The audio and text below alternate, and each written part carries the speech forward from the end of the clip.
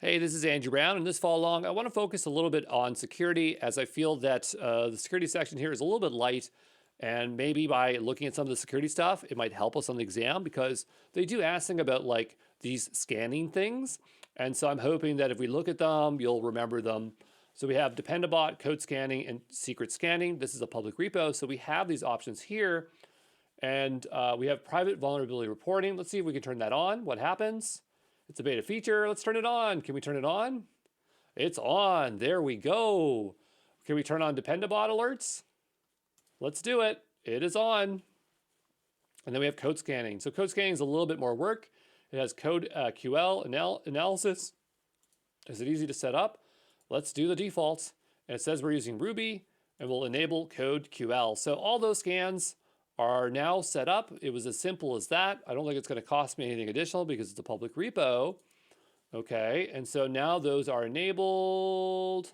I thought this one was enabled because we turned it on, but maybe not. Secret scanning would be something that would be really good. So let's go ahead and try that out. Secret scanning, let's enable that as well. And boom, there you go. You got all that stuff in place. It's no more complicated than that. We do also see secrets and variables here. So it looks like it kind of brings them all into one place. So we saw it for code spaces, but I guess GitHub Actions can have secrets as well. Dependabot can have secrets as well. Looks like the same kind of functionality across the board for all of these. We were basically just looking at code security analysis. So, that's that. We can go over to our settings over here. Maybe they have a security tab over here. Yeah, they got this. It looks like the same thing, more or less. Maybe from a global perspective. It says push protection for yourself. Block commits that contains supported secrets across all repos. That sounds really good. I'm going to turn that on.